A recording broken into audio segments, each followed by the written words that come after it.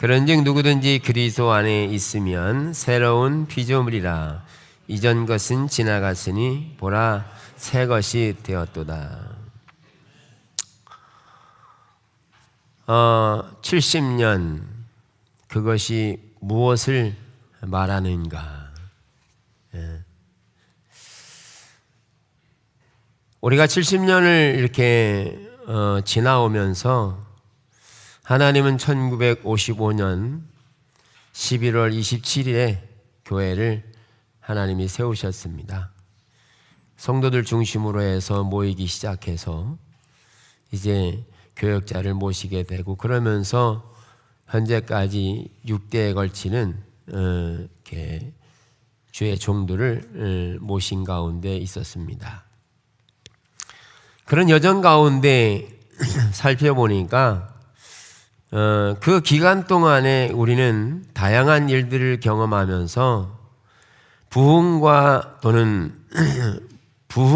퇴락, 즉 하나님께서 그 땅에, 이 땅에 부흥을 주시기도 하고, 그리고 부흥의 시절을 지나서 하나님을 떠나는 과정들을 여러 번 반복한 것을 살펴보겠더라고요.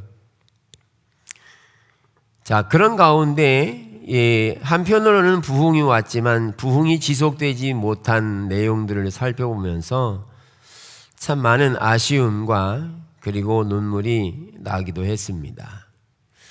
그런데 70년의 여정을 이렇게 돌아보면서 저는 앞으로의 비전과 방향들을 설정을 할 때 이렇게 설정했습니다. 첫째, 교회가 십자가 복음 위에 반드시 세워져야 될 필요성을 느꼈습니다. 십자가 복음 위에 세워지지 않는 상태에서, 즉 십자가 복음 위에 세워지지 않는다는 말은 아무리 그 시대가 부흥의 시대를 가져와도 여전히 그 많은 사람들이 모인 가운데 자기중심적인 가치관들이 내려지지 않으니까 하나님의 일에 관해서도 서로 다른 거죠. 그리고 더 나아가서 자기의 생각이 다 옳은 것처럼 이해하는 거죠.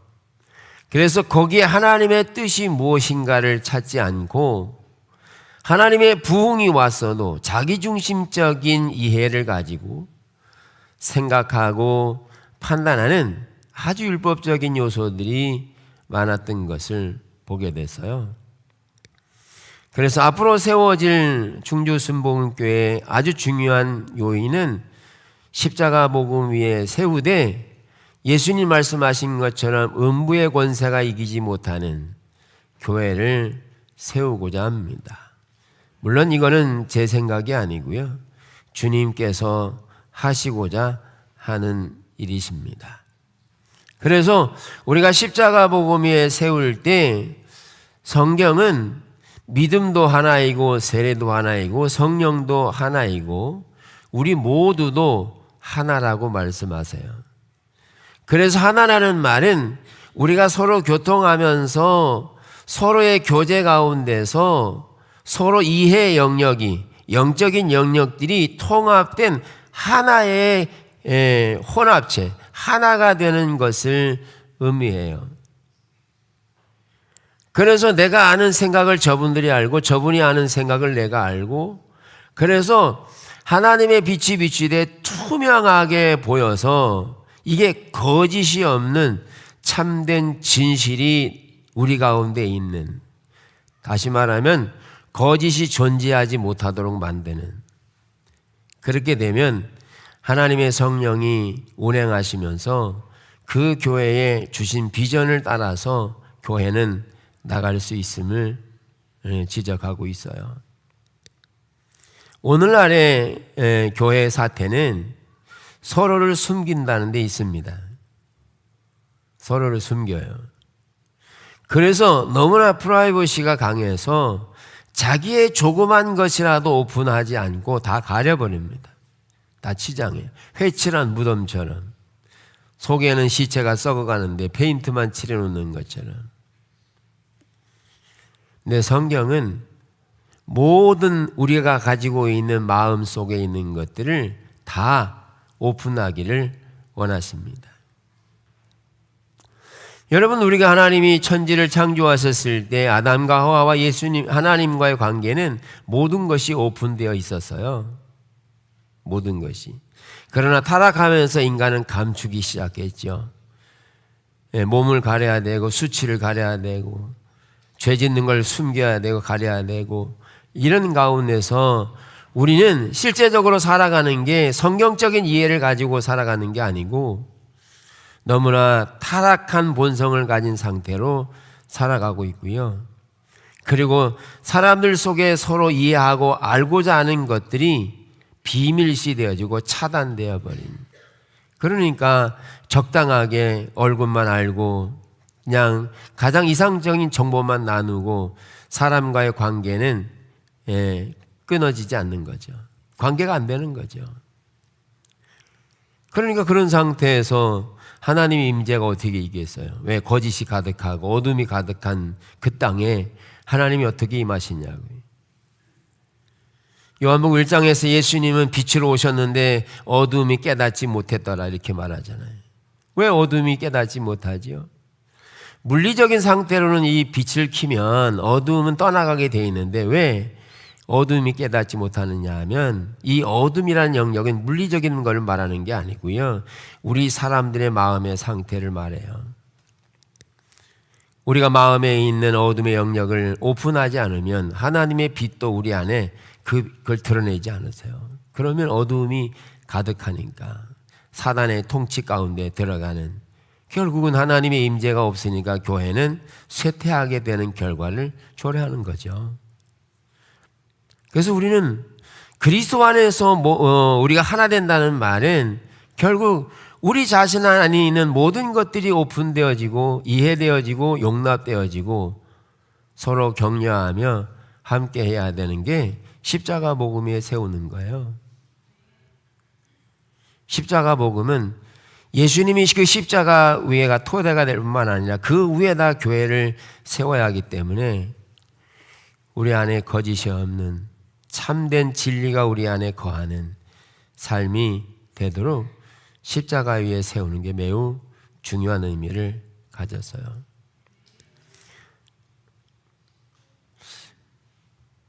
또한 또 하나의 주제는 십자가 복음의 첫째로 우리가 세우는 게 중요하고, 그 십자가 복음 위에서 중요한 것은 그 십자가 복음을 가지고 그러한 지식과 정보뿐만 아니라 삶으로 살아가는 영역이 돼서 그 십자가 복음의 토대 위에서 우리는 열매 맺는 삶으로 나아가는 게 중요합니다.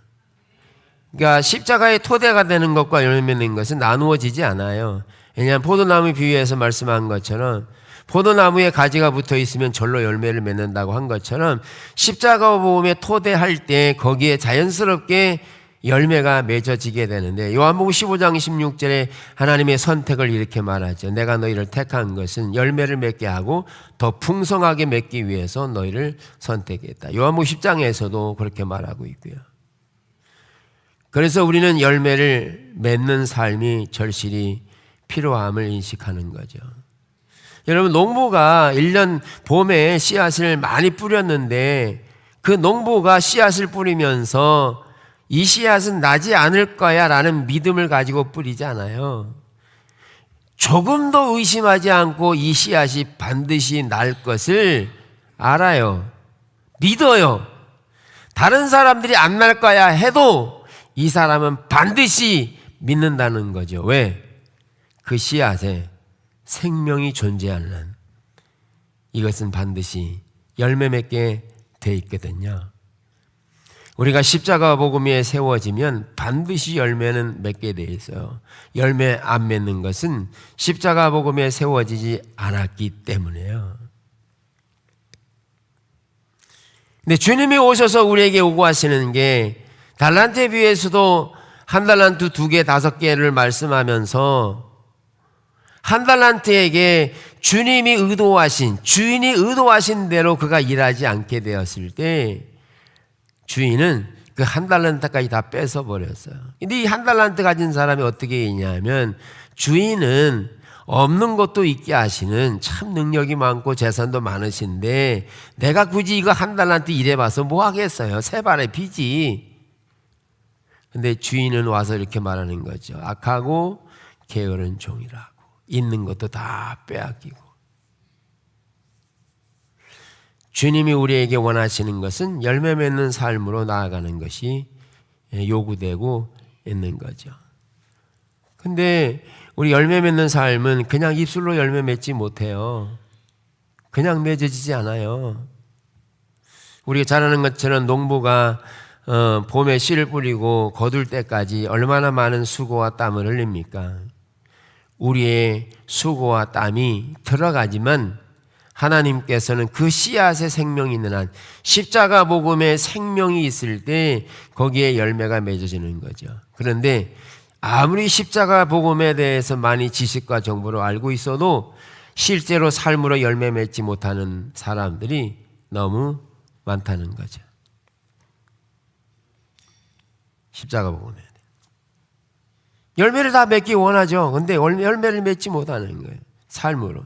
즉 열매에 해당하는 요소들이 다양하게 있지만 가장 중요하게 삶에서 그에게 하나님의 생명과 기쁨과 능력과 감사와 모든 사람에 대한 용서나 이런 하나님만이 하실 수 있는 열매들이 매일매일 주렁주렁 맺어서 모든 사람들에게 선교적인 백성으로 하나의 산 위의 도시로 세워지는 샘플되는 사람으로 세워져서 그들을 통해 믿지 않는 사람들에게 예수 그리스도를 선택할 수 있도록 하게 하시는 거죠.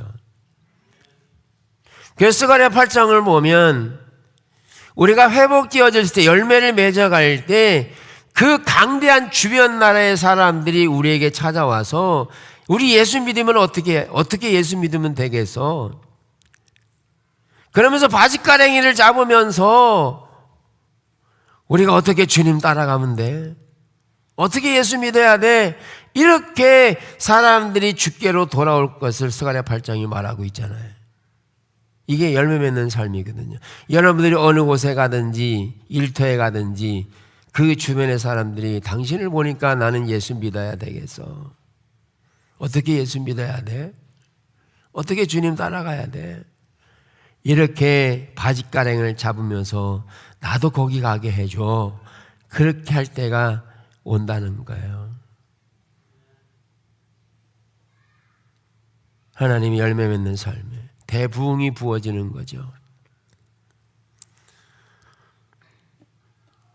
그래서 이런 하나님의 열매 맺는 삶으로 우리를 인도하고 있기 때문에 십자가 복음에 토대한 그 토대 위에서 열매를 맺어가는 이 열매에 해당하는 요인들은 하나님이 우리를 통해서 이루시고자 하는 목적이며 그것이 또한 선교적인 백성으로 우리를 살도록 하게 하고 있습니다.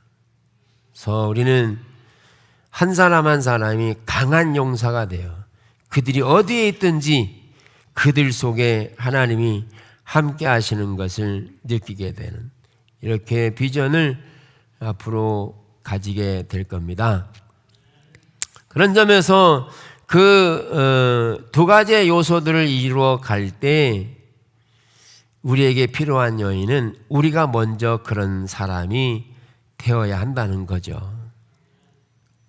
그래서 우리의 신앙을 말할 때 두 가지로 표현하잖아요. 우리의 신앙은 하나님과의 친밀한 관계이고 또 하나는 그 하나님의 행하심을 보고 동참하는 건데 하나님께서 아무리 의중과 의도가 있어도 우리가 거기에 동참하지 않으면 하나님의 뜻은 이루어지지 않는다. 에스겔서에 이렇게 말하고 있죠. 너희는 피투성이가 되었어도 살아남아 있으라. 두 발이 움직이는 조금이라도 두 발만 움직여도 너는 살아있으라. 그리하면 내가 내게 임하여 그 일을 이루어 갈 것이라고 말하고 있다는 거예요. 우리는 살아있어야 하나님이 일하십니다. 죽으면 하나님은 아무런 일도 할 수가 없어요. 그래서 오늘 성경은 누구든지 그리스도 안에 있으면 새로운 피조물이라 이렇게 말하면서, 여기에 새로운 피조물이라고 말하면서 이전 것은 지나갔다. 즉 이전 것에 해당하는 게 뭐냐면, 이전 것은 이 지금으로부터 이전에 있는 것들을 말하는데, 이전 것이 지나갔다는 말은 이전 것이 필요 없다, 그런 의미가 아니죠. 왜? 이전이 없으면 오늘도 없으니까. 이전 것은 지나갔다는 말은 지금까지 지내왔던 것이 토대가 돼서 앞으로 하나님이 이루어 가실 일이 진행될 것을 말하는데, 여기에 이전 것이 지나갔다는 말은 그리스도로 말미암아 새롭게 시작되는 시대가 열리는 것을 말해요. 그래서 보라 새 것이 되었도다. 여기에 새 것은 없었던 것이 아닌 주님이 새 분이십니다. 그래서 우리는 날마다 새로운 주님과 함께 이전 것은 잊어버리고 지나가고, 날마다 우리는 매일매일 삶을 새롭게 살아가는 희망과 소망을 담아야 합니다. 하나님은 언제나 소망이셨어요. 언제나 소망이셨어요. 항상 비전이셨다고요. 지난주에는 참 바빴어요. 지방에 우리 목사님 한 분이 소천하셨는데, 대장암으로 너무 오래돼서, 그래서 긴급하게 임원들이 가야 했어요. 그래서 부랴부랴 가서 얼굴을 뵙고 예배 드리고 왔는데, 그게 임종 예배가 돼버린 거예요. 1시간 후에 연락이 왔어요. 돌아가셨다. 그래서 임종 예배가 되고, 또 원주에서 장례 지방회장으로 이렇게 하면서 제가 그랬어요. 설교하면서 하나님은 늘 소망이셨다. 하나님은 늘 생명이셨다. 그래서 죽음을 앞둔 그에게도 나는 소망을 외쳤어요. 왜? 우리는 소망 가운데 살아야 될 신분을 가지고 있는 거죠. 그래서 우리는 앞으로의 70년 이후의 삶을 살아가면서 그런 토대 위에 살아가되, 우리는 날마다 새로운 것을 경험하는 세대가 되기를 원합니다. 날마다 새로운 세대. 우리는요, 삶을 살아갈 때 과거에 의존하는 경우들이 많아요. 여러분 많으실 겁니다. 과거에 의존하는. 그러니까 내가 가지고 있는 건, 내 모습, 이런 거 보면서 내일도 우리는 소망적이지 않는 경우들이 많아요. 이번에 하나님께 70년 예배 드리면서 하나님이 여러 통로를 통해서 감사하라고 그러세요. 그래서 제가 하나님께 물었어요. 하나님, 저는 무엇으로 어떻게 감사해야 되죠? 어떻게 감사해? 그런데 그 질문이 끝나기도 전에 너를 드리라고 하세요. 너를 드리라고 하세요. 근데 제가 사실 신학교 간다고 하면서부터 드렸거든요.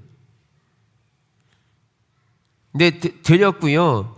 그런데 그 오는 과정에서도 보니까 제가 드렸다 말았다 그랬더라고요. 어려우면 안 드리고 괜찮으면 드리고. 네. 그런 이렇게 환경적 어려우면. 그러면서 여기 오면서도 계속 그런 하나님의 인도를 받았지만, 하나님께서 드리라고 하는 의미를 알았어요. 뭐냐 하면 하나님께 드리되 온전히 드리라는 거였어요. 온전히 100%를 드리라는 거였어요. 아직 100%가 안 되는 거죠. 하나님 보시기에 온전하게. 그래서 하나님께서 그런 것에 대해 드리라고 하시면서 하나님께 감사하라고. 그런데 하나님께서 나를 드림으로 내가 감사할 일이 뭐가 있을까? 여러분, 나를 드리면 육신적으로는 엄청 많은 일을 해야 돼요. 지금도요, 제가 과부하가 걸렸어요. 예, 선교지도 안 해야죠. 지금 지방 일을 해야 되죠. 이것저것 이게 과부하가 걸려요. 예, 왜냐하면 어떤 일을 맡는다는 것은 단순히 직임을 맡는 게 아니라 거기에 영적인 에너지도 쏟아야 되고 하나님이 그 맡기신 일에 대해서 일해야 되기 때문에 마음을 안 쓸 수가 없는 거죠. 근데 하나님께서 감사하게 할 때 무엇을 감사할까? 나를 드리라는 것은 하나님이 내게 하실 일이 더 있겠죠.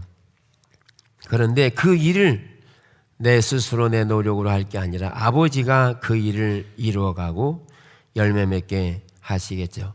근데 여기에 중요한 게 나를 드리는 것은 온전히 드려야 되는데 요 드리는 것은 내가 주님의 말씀에 동의해서 드린다고 해야 되는 일이니까요. 하나님 그거 원하시는 거죠.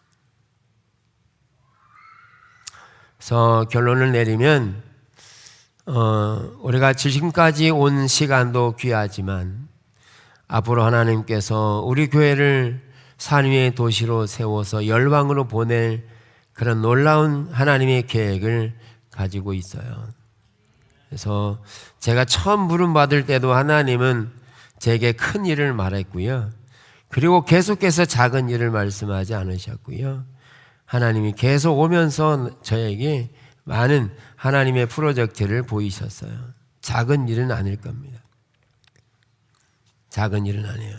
그렇지만 하나님께서 이 일을 우리에게 맡기신 것은 우리를 위한 게 아니라 우리를 통해서 열방으로 보내서 그들을 구원시키고자 하는 하나님의 열망, 하나님의 마음을 우리에게 부어주시는 거죠. 예. 우리는 여기에 머물러 있는 게 아니에요. 하나님 더 놀라운 계획을 가지고 있고 일꾼들을 준비하셨습니다. 그래서 우리는 그런 하나님의 인도를 따라서 우리 교회가 가야 될 비전들을 선명하게 인식하고 왜 우리가 주님의 백성들이 이곳에서 어떻게 해야 되는지를 성도들이 잘 이해하고 그리고 함께 동역해서 앞으로도 하나님의 영광을 드러낼 수 있는 귀한 시간들이 되기를 주님의 이름으로 축복합니다. 아멘.